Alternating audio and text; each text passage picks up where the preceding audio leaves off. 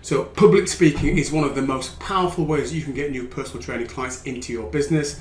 But this is where most personal trainers go wrong. They don't know how to structure it correctly. So in today's presentation, I'm going to be sharing with you 3 things that you can do to make your presentation more powerful, more persuasive, more client focused, and ultimately to get the clients or the people that are attending to take the next step, which should be, in my opinion, to book in for a consultation. So let's dive into what those 3 things are. Now, before I dive into the 3 specific tips, let's just make an assumption here that you have a title, a topic title for your talk that's going to attract the right sort of people. For me, it was women, weight loss and weight training. That was one of the titles I used, women weight training, weight loss over 40, and that would attract a certain type of clientele that had a particular problem they wanted solving. So you should have a similar sort of title yourself in order to get people into your facility, whether it's in your local gym, a community centre, or if it's a joint venture talk that somebody's promoting for you. So let's just assume you've got that. Let's get into the actual mechanics of the presentation itself.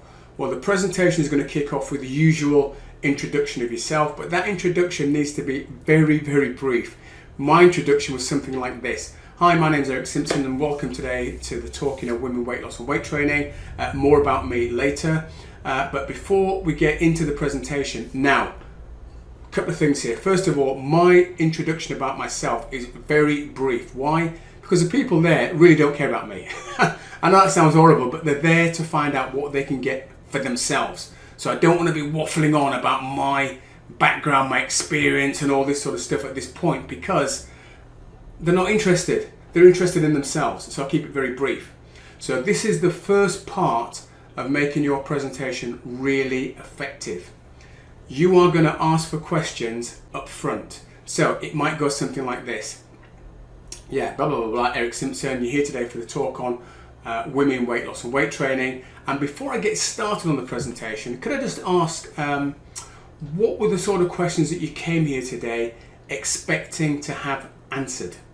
Now, this does a number of things for you. First of all, if you are feeling a little bit nervous about presenting, which when I very first started, I was, it takes the spotlight off of you and it puts a spotlight onto the audience. So that's number 1. You've got a bit of respite now. You're not sort of sweating too much. The other thing it does, it gets the people in the audience involved in the presentation. And you'll have some people that are more vocal than others. So let's say you've got Sarah in the audience and she says, oh yeah, Eric, I'm quite interested in finding out a little bit about how much protein I should be eating. Fine, great, you log it. Okay, thanks for that, Sarah. You might have somebody else that says, Eric, I'm interested in knowing how often I should be training. Great, fantastic, logged. You might get a question that is totally random, like, I want to know how to train to climb Mount Everest. It's not really what you're going to be covering in your presentation, but you might get that sort of random question. But all those questions are good questions, and I'm going to explain to you how you can use it to your advantage. So that's how you start your presentation off properly, by doing a little mini intro, taking all of those questions. Once you've taken the questions and you've thanked them for those questions, you can either log them mentally or you can write them on a whiteboard if you want to, so you've got them down, or a piece of paper. But you need to make a note of what the questions are, because we're going to come back to that. Once you've done that part of it, that's when you can do a bit of your own self-introduction. Tell them a little bit about yourself, because people are going to want to know at this stage, now that you've invited them in, a little bit about you. And that just needs to be maybe how long you've trained for, experience, any success stories you've had, but keep it super brief. I would say no more than a couple of minutes before you get into the meat of the presentation. Okay, so that's step number 1, asking the questions up front. Step number 2 is you're now going to present your information. Now, the information you're going to present has already been decided upon because you've created this presentation. So, for example, the question that Sarah asked about protein, that might be point number 3 in your presentation. So when you get to that point and you're talking about protein, rather than just talking about protein, you might say something like this. Right, now we're going to talk about how to calculate your protein. I know, Sarah, you asked a question about that. So great question. This is how we do it. You see what I've just done there? I've now taken one of the bullet points in my presentation that I was going to talk about anyway, but instead of just talking about it, I've now connected it back to Sarah. So Sarah now feels like she's been listened to, but other people feel like, oh right, good, he's listened to what Sarah said, and it's also applicable to a number of other people in that audience as well. So you're now bringing your presentation to life. But what about that random crazy question that somebody asked about climbing Mount Everest?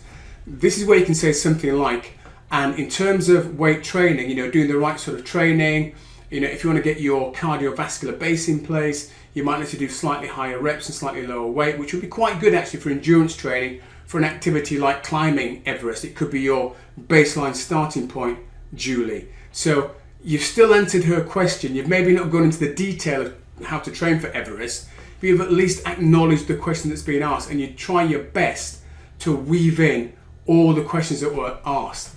Now, it's important that you answer those sort of random questions within the context of the presentation as well, because it keeps people on board. So that's point number 2. Personalize your answers based on the questions that were asked of the audience when you asked them in the beginning. The third bit, and this bit is absolutely critical. Now, before I get into the third step, if you are interested in understanding how to create, market and sell your own high ticket fat loss program, something which I have used to put my presentations together like I'm describing here, click the link below this video, it'll take you to a page, put your name, your email in, and you get access to some free training by me. So the third part of creating a successful presentation as a personal trainer that's going to get clients to take the next step to book the consultation with you is how you end your presentation. Typically people will end it with, are there any questions? Well, we've already taken the questions up front. We need to end our presentation on an emotional high. Why? Because people take the next step when they're in an emotional state. People don't take a step when they're in a logical state. They justify their purchase based on logic, not on, so they take a step when they're emotional. So if you start taking questions from people like the Everest question at the end, all the energy, all the enthusiasm, all the emotion you built up in that room at that point, you suddenly get asked a question about Everest, it's like putting a pin in a balloon, all the energy is gone. So you end on an emotional high, and the way you can do that is by basically painting some sort of a picture. And it might be along the lines of, so doing what I've said today in this presentation, doing it consistently for 6 to 12 weeks, you could expect to lose weight, you could expect to feel stronger, be more toned, you could expect to drop at least 2 to 3 dress sizes and be wearing that, and you could fill in the blank. Your skinny jeans, your costume, the little black dress for the summer, the winter event or whatever event they're going to. But you end on some sort of emotional high where they feel like, wow, that's possible. You paint the picture for them.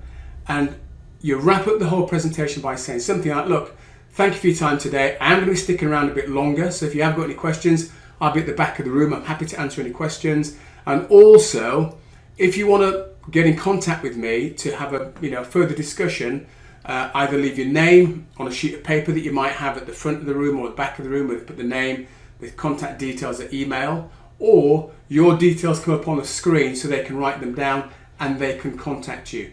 I would do both. And then you just move yourself from the presentation, you go to the back of the room or wherever you want to stand. And then if people have got random questions like Everest, then you can be more than happy to answer them, but you can answer those questions away from the presentation itself, where you need people to feel like they've ended on an emotional high. Now, if you want some immediate training on how to create an offer that services multiple people without having to change it for different types of people, click on the video on screen right now.